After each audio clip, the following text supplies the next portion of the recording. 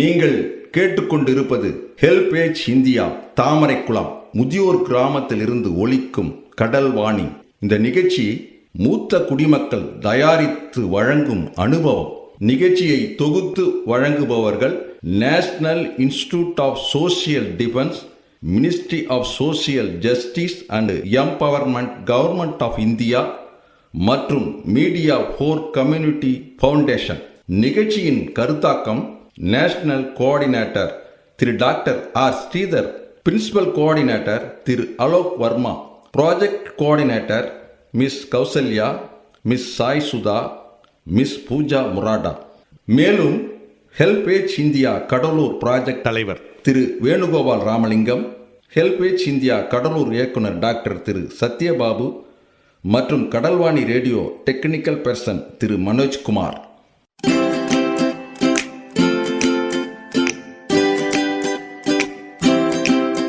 தந்தர்த்தம் என்று சொல்லியே வெள்ளினில் பாட, ஆமா வெள்ளினில் பாட, வந்துடுச்சு கடல்வாணியே, வந்துருச்சு கடல்வாணியே.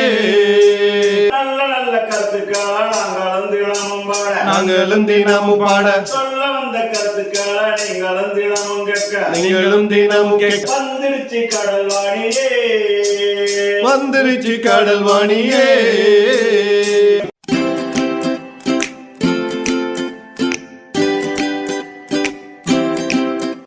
அன்பிற்குரிய பெரியோர்களே, அருமை தாய்மார்களே, அனுபவ நிகழ்ச்சியின் சார்பாக மீண்டும் உங்களை சந்திப்பதில் நாங்கள் பெருமகிழ்ச்சி அடைகின்றோம்.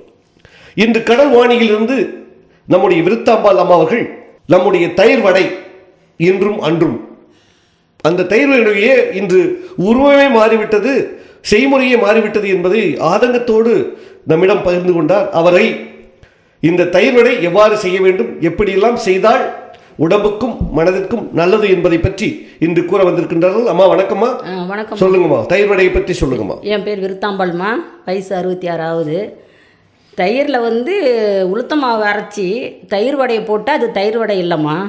உளுத்தம் பருப்பை 2 தரம் சுத்தமாக கழுவிடணும். ஃபஸ்ட்டு கழுவணும், 2 தரம் கழுவணும், 3 தரம் கழுவணும். அப்புறமா தண்ணி ஊற்றி ஒரு 2 மணி நேரம் ஊற வச்சிடணும்.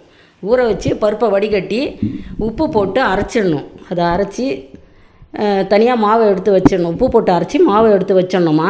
அதுக்கப்புறம் தேங்காய் துருவல், பச்சை மிளகா, இஞ்சி 3ஐயும் நல்லா மெலிசாக அரைச்சிடணும். மிக்சியில் நல்லா மழன்னு அரைச்சி கூழ் போல் வச்சுக்கணும். அது உளுத்தம் பருப்பு 2 தரம் கழுவி சுத்தம் பண்ணிடணும். 3வது தண்ணியில் தான் அது ஊற வைக்கணும். ஊற வச்சுட்டு பருப்பை வடிகட்டி உப்பு போட்டு அரைச்சி வச்சுக்கணுமா. அரைச்சி வச்சுக்கின்னு நம்ம தேவையான பொருள் என்னென்னா தேங்காய் துருவல், பச்சை மிளகா, இஞ்சி தேவைக்கு ஏற்ற மாதிரி, நம்மளுக்கு எத்தனை பேர் இருக்கிறாங்களோ பொருளுக்கு ஏற்ற மாதிரி நம்ம அரைச்சி அதை மழன்னு வச்சிடணும். நைஸாக அரைக்கணும். மிக்சியில் வச்சுட்டு தயிரை எடுத்து இந்த மசாலா அரைச்சிருக்கிறத போட்டு நல்லா குழப்பி வச்சுக்கணுமா. வச்சுக்கின்னு இந்த மாவு அரைச்சி வச்சுருக்கிறோமே அந்த உளுத்த மாவு அதில் பெருங்காயத்தூள் போட்டு அதை பிசையணும். நல்லா பிசைஞ்சி அதில் கொஞ்சம் உப்பு போட்டு இதுலேயும் உப்பு சேர்க்கணும், மசாலாவிலையும் உப்பு சேர்க்கணும். அதில் தயிரை எடுத்து நல்லா போட்டு குழப்பிடணும். அதை தனியாக எடுத்து வச்சுக்கின்னு வடையை சுட்டு பாதி அளவுக்கு சுட தண்ணி வைக்கணும். அந்த சுட தண்ணியில் அந்த வடையை போட்டுடணும். போட்டு எடுத்து வச்சு வடை ஆறணும். வடை ஆறின பிற்பாடு ரொம்ப தூரம் ஒரு அரை மணி நேரம் ஆறணும். ஒரு 20 வடையோ தேவைக்கேற்ற மாதிரி, ஒரு 20 வடையோ 30 வடையோனா ஆறிடணும். சுட தண்ணியில் போட்டு ஆறிடணும். வித தண்ணியில், ரொம்ப சூடாகவும் போடக்கூடாது. சுட்டு போட்டு ஆறட்டோம்னா அதை எடுத்து இந்த தயிர் மசாலா வச்சுருக்கிறோமே அதில் போட்டு கலந்து வச்சிட்டோம்னாக்கா அது நல்ல தேங்காய் பூ மாதிரி பூத்துக்குன்னு நல்ல அருமையாக இருக்கும் சாப்பிட்றதுக்கு. அதுதான் தயிர் வடை. நீ வடையை சுட்டு தயிரில் போட்டால் அது தயிர் வடை கிடையாதுமா. செய்முறைகள்லாம் இப்படி போட்டோம்னா நம்ம ருசிக்கு ஏற்ற மாதிரி நல்லா அழகாக சாப்பிடலாம். உடம்புக்கு கெடுதல் கிடையாது, அது நல்லது. ஏன்னா இந்த மசாலாவெல்லாம் சேர்றதுனால எல்லாம் அந்த காலத்து மசாலா தான், தப்பான மசாலா இல்லை நாங்கள் சொல்கிறது. இது மாதிரி தான் நாங்கள் தயிர் வடை செய்வோம். மிகவும் அருமையாக நம்முடைய அந்த காலத்து தயிர் வடை எப்படி செய்வது என்பதை பற்றி விருத்தாம்பாள் அவர்கள் சொன்னார்கள். இதனுடைய வருங்கால சன்னதிகளுக்கு இதை எடுத்துக்கொண்டு செய்து பாருங்கள். மீண்டும் ஏதாவது சந்தேகம் இருப்பின் நம்முடைய அனுபவ நிகழ்ச்சிக்கு கேளுங்கள். கண்டிப்பாக விருத்தாம்பாள் பாட்டி அவர்கள் கூறுவார்கள். நம்முடைய கடல்வாணி சார்பாகவும் அனுபவ நிகழ்ச்சியின் சார்பாகவும் உங்களுக்கு மனமார்ந்த நன்றிகளை தெரிவித்துக் கொள்கிறோமா. வணக்கம். நன்றி. மூத்த குடிமக்கள், அதாவது சீனியர் சிட்டிசன் இன் உதவிக்கான டோல் ஃப்ரீ ஹெல்ப்லைன் என்னை நோட் பண்ணிக்கோங்க. 1 1-456-7. இந்த டோல் ஃப்ரீ எண் காலை 8 மணியிலிருந்து இரவு 8 மணி வரை செயல்படும். மூத்த குடிமக்களின் உதவி மற்றும் ஆதரவிற்காக இப்போ அனுபவ நிகழ்ச்சி தொடர்ந்து கேட்கலாம். அனைவருக்கும் காலை வணக்கம். அனுபவ நிகழ்ச்சியின் சார்பாக உங்களை மீண்டும் சந்திப்பதில் நாங்கள் பெருமகிழ்ச்சி அடைகின்றோம். இன்று நம்முடைய மத்தியில் இருக்கக்கூடிய அம்மா பூங்காவனம் அவர்கள் வெயில் காலம் நெருங்குவதால் அன்றைய காலத்தில் அவர்களுடைய காலத்தில் எப்படியெல்லாம் உணவு வழிமுறைகளை பயன்படுத்தினார்கள் என்பதை பற்றி உங்களிடம் இன்று பகிர்ந்து கொள்ள வந்திருக்கின்றார். அவர்களை அனுபவ நிகழ்ச்சியின் சார்பாகவும் கடல்வாணி சார்பாகவும் நான் வருக என்று வரவேற்கின்றேன். அம்மா வணக்கம். ஒரு பாடலோடு நாம் இந்த நிகழ்ச்சியை ஆரம்பிப்போம். அம்மா அவர்கள் ஒரு பாடலை பாடி இந்த வெயில் காலத்தில் எந்த மாதிரியான உணவை நாம் சாப்பிட வேண்டும் என்பதை உங்களிடம் பகிர்ந்து கொள்ள வந்திருக்கிறார். அம்மா ஆரம்பிக்கமா. என் பேர் பூங்காவனம். வணக்கம். கேடகம் நீரே என் பெலனும் நீரே, நான் வெட்கம் அடைவதில்லை. கேடகம் நீரே என் பெலனும் நீரே, நான் வெட்கம் அடைவதில்லை. என் தலையை உயர்த்துவீர், கேடகம் நீரே. நம்பிடுவேன் நம்பிடுவேன் நம்பிடுவேன் உமையே, தெரிந்த நாளாய் பாடினேன், தேர்ந்தெடுத்து என்னை தாங்கினீர்.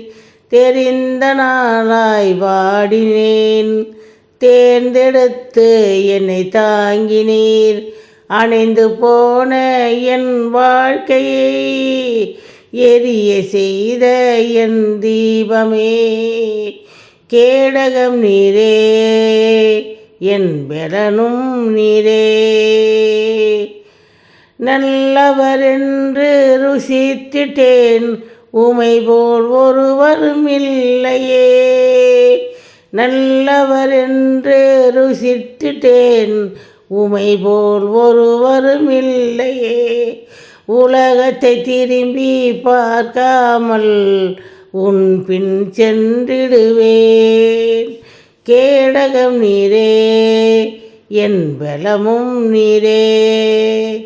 சிறுமையிலிருந்து புழுதியிலிருந்து என்னை தூக்கி எடுத்தீரே. சிறுமையிலிருந்து புழுதியிலிருந்து என்னை தூக்கி எடுத்தீரே. உன்னதங்களில் அமர செய்தீர், உம்மோடு கூட அமர செய்தீர்.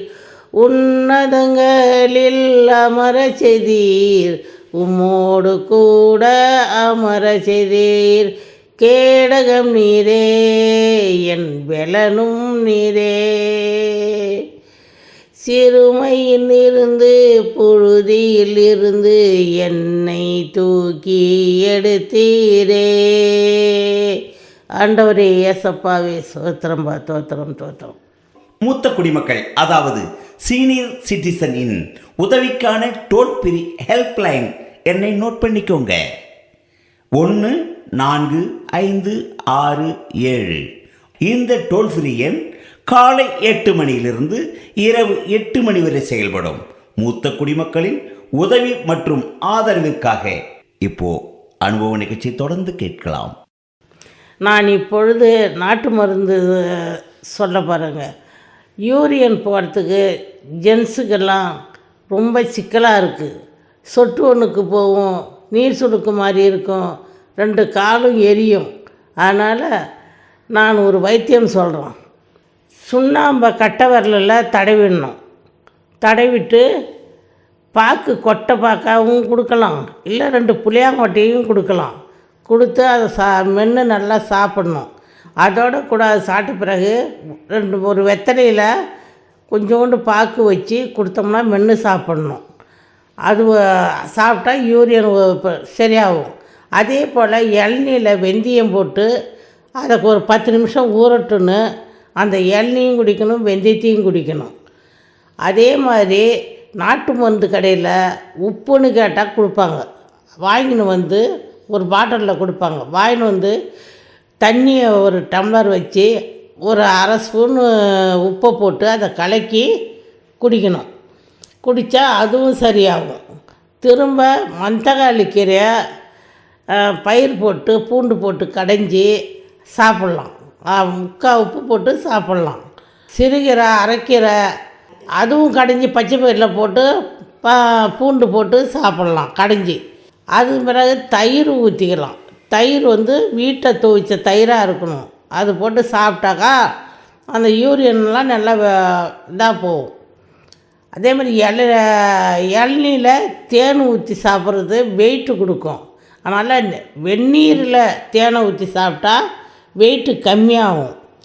அது மாதிரி எப்படி ஒன்றாலும் இதெல்லாம் செய்து இதெல்லாம் வேலைக்கு கொடுத்தா, ஏன்னா வெயில் நேரமாக இருக்குது, ரொம்ப சூடு தாங்காது, ஜென்ஸுங்களுக்கெல்லாம் ரொம்ப அதிகரிக்கும்.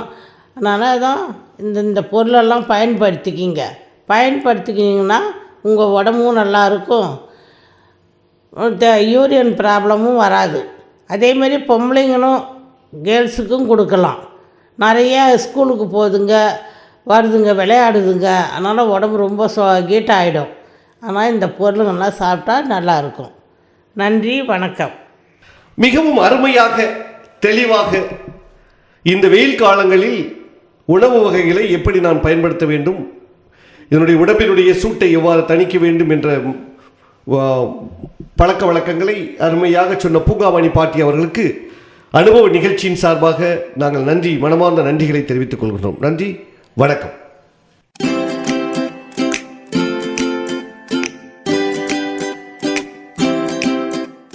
நேயர்களே, இந்த அனுபவ நிகழ்ச்சி இத்துடன் நிறைவு பெறுகிறது. உங்களிடம் இருந்து விடைபெறுவதற்கு முன் மூத்த குடிமக்களின், அதாவது சீனியர் சிட்டிசனின் உதவிக்கான டோல் ஃப்ரீ ஹெல்ப்லைன் எண்ணை உங்களுக்கு ஞாபகப்படுத்துகின்றேன். 145667. இந்த டோல் ஃப்ரீ எண் காலை 8 மணியிலிருந்து இரவு 8 மணி வரை செயல்படும். மீண்டும் அடுத்த அனுபவ நிகழ்ச்சியில் சந்திப்போம். நன்றி, வணக்கம்.